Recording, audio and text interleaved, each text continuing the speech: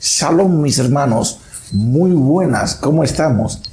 Recuerden que le habíamos hablado que íbamos para la fiesta de estos dos grandes titanes de la iglesia. Tenemos la festividad, la solemnidad de San Pedro y San Pablo. Hoy hablaremos de ellos, nos acercaremos un poquito más y veremos qué tan cercanos son ellos de nosotros. Quizá nos enteraremos de algún chismecito que otro. ¿Te quieres enterar? Acompáñanos.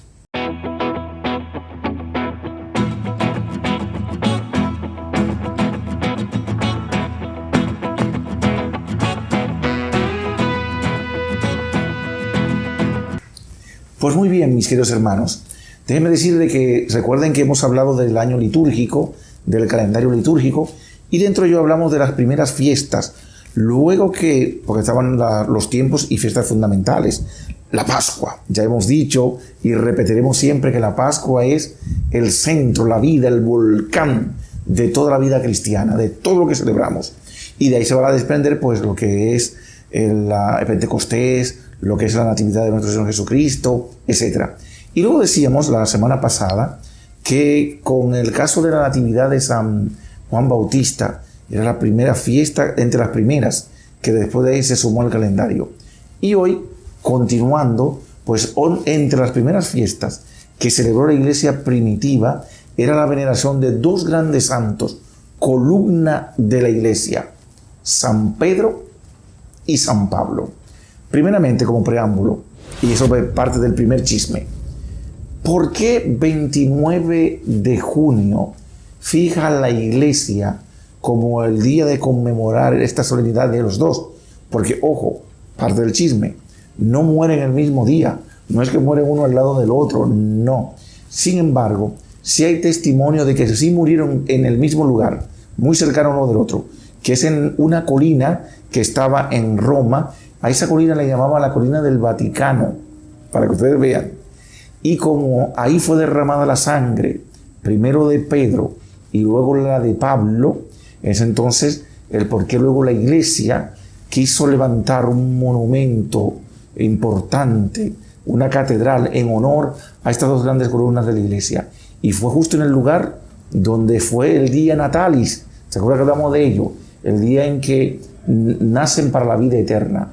Y como si se tenía testimonio de que el martirio de San Pedro fue para la fecha más o menos de un 29 de junio, es por lo cual entonces se conmemoran las dos, por haber sido en el mismo lugar y por vinculado que estaban tanto uno como otro. Comenzando con nuestro titán, nuestra cabeza, el que Dios puso para que nos confirmara en la fe, San Pedro. Hay una cosa muy característica y muy interesante, y es que San Pedro tenía su nombre hebreo, que es Simón. Sin embargo, Jesucristo, desde poco tiempo después de haberle llamado, le cambió el nombre. Y el nombre que le puso fue el de Cefas. Cefas es un término hebreo, Kefas, que significa piedra. Cuando se traduce, pues Pietro, al griego, recuerden que los evangelios se escribieron en griego, y por ende entonces no le decimos Kefa, le decimos Pietro, piedra, roca, como lo nombró Jesucristo. Pedro tenía una cosa muy interesante, era muy espontáneo, y eso se ve en los evangelios. Por eso ustedes van a ver que en un momento de espontaneidad llega a confesar que Jesús es el Cristo, el Mesías, el Hijo de Dios vivo, e inmediatamente mete la pata y Jesucristo lo manda a callar. Apártate de mí, Satanás. O sea que, ¿pero qué pasó aquí? A la columna de la iglesia. Eso es otro chisme interesante. Una de las cosas que yo más admiro de las Sagradas Escrituras es que no desperdician, no ocultan la verdad de los principales protagonistas. Por eso ustedes ven que Moisés se incomoda y extrae las piedras, David pecado por todas partes, y la columna de la iglesia, metedura de pata por todos lados. Sin embargo, borra eso, que eso no va. No, que no falte, que se vea la pasta de que estamos hechos. Por eso ya con eso nos evangelizan. Porque ¿cuál es la virtud de todo? Que la gracia triunfa sobre nuestra naturaleza pecaminosa, porque la última palabra no es el pecado y la muerte, la última palabra es la gracia, la bondad y la misericordia, la vida eterna en Cristo. Con Pedro, que era muy espontáneo, también una cosa que tenía Pedro era que él era como los listillos. Ustedes saben que siempre hay un listillo y muchas veces nosotros hemos sido así, que antes de hacer la pregunta al profesor, de una vez le damos la respuesta, para que sepa el profesor que nosotros sabemos. Pues Pedro era igualito.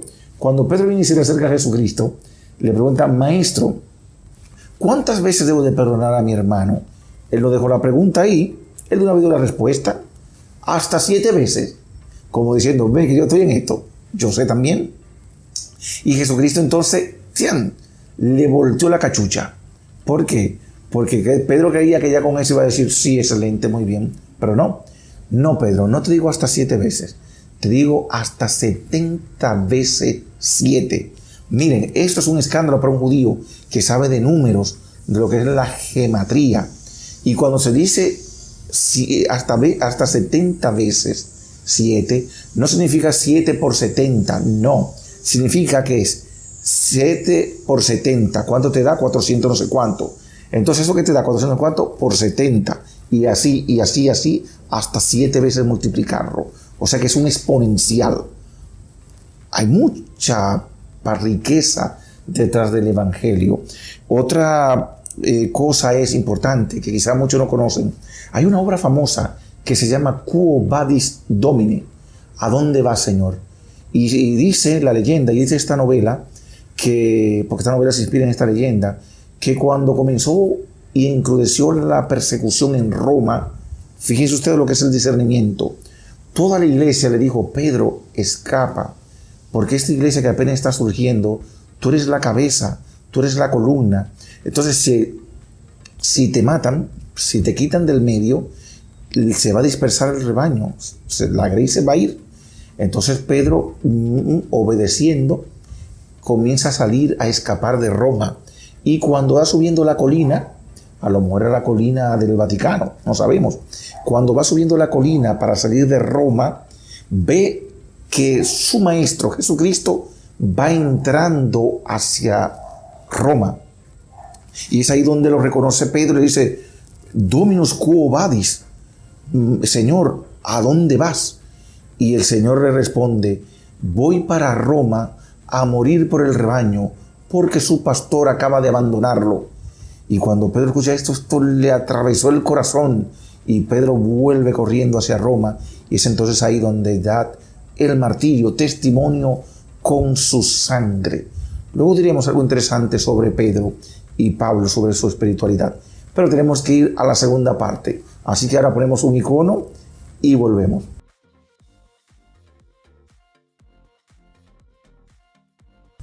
¿Qué tal, mis hermanos? Entonces ya agotamos la parte de San Pedro. Brevemente tenemos que decir una palabra sobre San Pablo, la otra columna de la iglesia.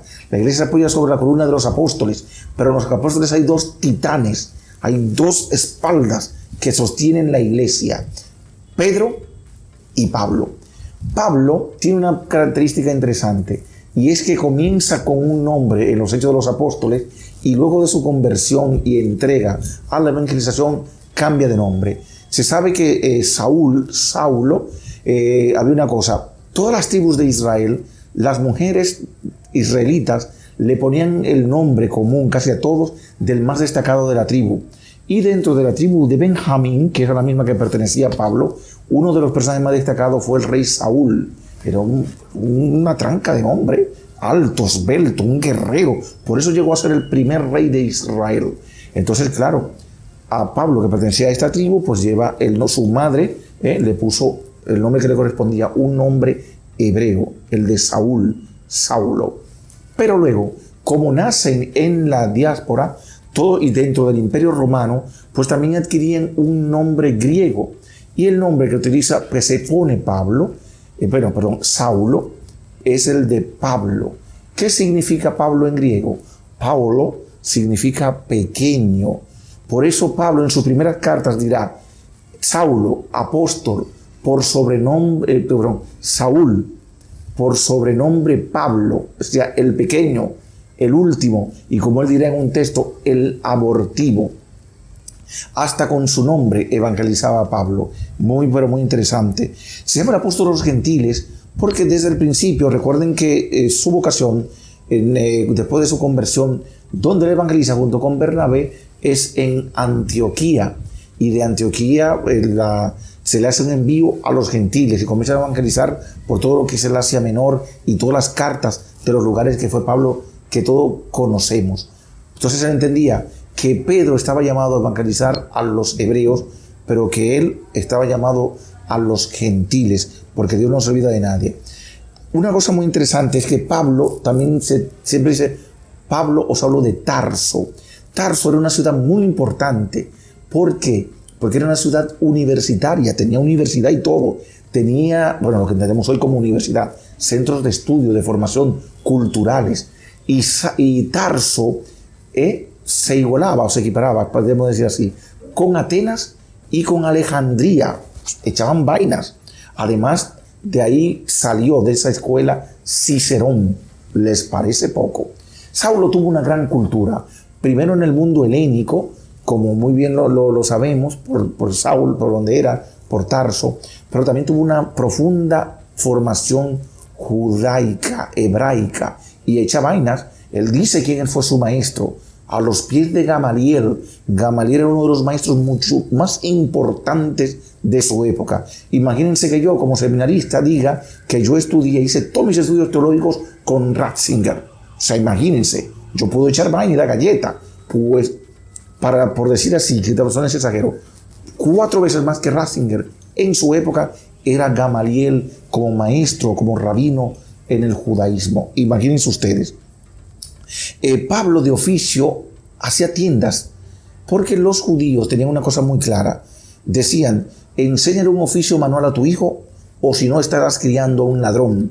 Y por eso todos eran o agricultores, o eran carpinteros como Jesucristo, que José era una tranca de hombre, le enseñó a su hijo el mismo oficio que tenía. Y Pablo, como ellos trabajaban con la piel de cabra en Tarso, su padre decían que era muy próspero de dinero, porque dio con una profesión buenísima que dejaba mucho lucro, como era trabajar la piel de cabra construyendo tiendas, fabricando tiendas. Y Pablo aprendió este oficio de su padre y lo ejerció aún dentro de la misión. Por eso cuando él dice, trabajo con mis propias manos día y noche, porque yo no voy a ser gravoso de nadie. Ese trabajo manual que él hacía fue el que aprendió de su padre, porque su padre, como buen hebreo, le educó en la fe.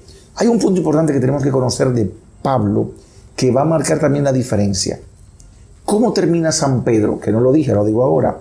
San Pedro, como todos sabemos, pues muere crucificado, pero no se consideró digno y pidió que se hace al revés. No soy digno de morir como mi maestro.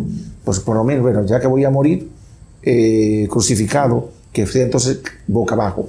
Dicen que a Nerón le pareció fantástica la idea, porque Nerón tenía su morbo y sus cosas, decía, fenómeno, así variamos, que haya variedad en el sacrificio. Y le aceptaron. Y por eso que muere crucificado. Hay un chisme muy interesante de este martirio de Pedro, porque cuando a principios a mediados del siglo pasado comenzaron a excavar de una parte que nunca habían excavado, porque Pablo VI quería ser enterrado en tierra. Y cuando comienzan a excavar, encontraron muchísimas tumbas, etc. Y una que decía Petrus, y no entendían, Pedro. Cuando la destapan, se descubre que era un hombre del siglo I de Cristo. Luego, entre las cosas, antes del carbono 14, ¿por qué se supuso y se dieron cuenta que esa era la tumba de Pedro? ¿Saben por qué? Porque no tenía los pies. Recuerden que cuando crucificaban antes, a los crucificados para descolgarlo, nadie se encaramaba, no había escalera. Entonces, ¿qué era lo que hacían? Que le cortaban el brazo, dando un tazo, y cuando caían, entonces lo fondeaban en una fosa común. En el caso de Pedro, que estaba al revés, no le cortaron los brazos porque estaba hacia abajo. Entonces lo que le cortaron fueron los pies. Y el Pedro no está entero, él no tiene los pies. Cuando hicieron los estudios, exactamente todas las características, hebreo, siglo I, tantos años, sin pie, y eso ayudó a descubrir que esa tumba, que esos restos eran los de Pedro. En cambio, Pablo, ¿cómo muere Pablo? Pablo no muere crucificado como los demás apóstoles. ¿Por qué? Porque era ciudadano romano. La crucifixión era algo humillante, denigrante. Le provocaban todas las vejaciones. Incluso, recuerden, morían desnudos. Jesucristo en la cruz muere desnudo, por si no sabían ese chisme. Lo que pasa es que la piedad cristiana le pone un pañito blanco, pero los crucificados todos morían desnudos, porque era para que pasaran vergüenza, para denigrarlo en todo sentido. La crucifixión era tan cruel, tan denigrante, que estaba prohibido crucificar, castigar de esa manera a un ciudadano romano. Entonces, como Pablo era ciudadano romano, no podían crucificarlo.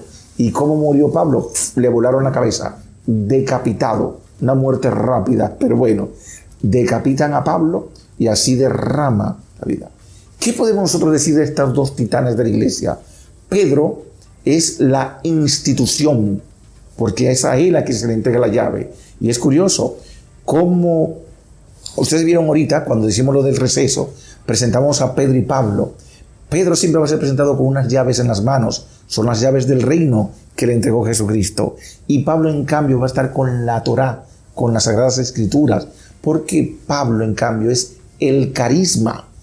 Pablo, por eso ustedes van a ver que él incluso dice, bueno, el que quiera casarse, que se case, pero el que quiera puede quedarse como yo, como Jesucristo, célibe. Él es el carisma que evangeliza, el apóstol itinerante, eso es lo que se llama el carisma primitivo. Pero Pedro es la institución. Y cuando juntamos la institución y el carisma, ¿qué tenemos? La suma de toda la iglesia. La institución es la jerarquía, el Papa, los obispos, porque los obispos, el Papa es Pedro, y todos los obispos son los apóstoles, el colegio de los apóstoles, y los presbíteros son sus brazos, sus pies, los diáconos, los consagrados van por la misma línea. Pero el carisma, somos todos los laicos, somos todos los consagrados, porque todos hemos sido consagrados por el bautismo. Y una cosa que nos enseña en ella, en su espiritualidad, ¿qué podemos decir de Pedro? Lo máximo, para que nos quede a nosotros y lo reflexionemos, porque todo esto es para reflexionar. Para mí, una de las palabras más importantes, aparte de la profesión de fe, para mí tú eres el Mesías, el Cristo, el Hijo del Dios vivo. Aparte de esa profesión de fe, para mí una de las partes más importantes en Pedro es cuando le dice, Maestro, ¿a dónde iremos si solo tú tienes palabra de vida eterna? ¿Tú le has dicho eso a Cristo? ¿O andamos descarriados dando bandazos todavía por ahí por la vida, por el mundo y sus gobernantes? Esta palabra nos llama a reflexionar. ¿Qué tipo de cristianos somos nosotros? Si andamos detrás de Cristo por el pan, porque esos que se largaron era porque ya Jesucristo no le multiplicó los panes. ¿A dónde iremos si solo tú tienes palabra de vida eterna? ¿Alguna vez se lo has dicho, se ha confesado ese amor a Cristo? Pero Pablo también tiene otra frase que nos ayudaría muchísimo. Dice Pablo, entre todas las cosas que dice, todo lo considero basura con tal de alcanzar a Cristo. Fantástico. Yo que ando detrás del dinero, detrás del prestigio, detrás de tantas cosas, ¿puedo decirle eso a Cristo? ¿Puedo confesar este modo de amor, esta profesión de... ¿se lo puedo decir? A esto nos están invitando todos los titanes. Ahora que estamos conmemorando esta fiesta, y tenemos otras muchas cosas más. Pablo dirá, oren por mí, pues no vaya a ser que yo que he hecho correr a tantos, yo mismo quede descalificado en la carrera. Oremos uno por los otros, porque estamos en una carrera y un tiempo muy difícil. Pues hermano, quedemos ahí, reflexionemos con estas dos grandes columnas de la iglesia. ¿A dónde iremos si solo tú tienes palabra de vida eterna? Señor, todo para mí es basura, con tal de adquirirte a ti, tenerte en el centro de mi vida. ¿Lo haremos? Reflexionémonos, apoyémonos en estas columnas para que el Señor termine en nosotros la obra que ha comenzado. Nos vemos la próxima semana. Shalom, bendiciones para todos.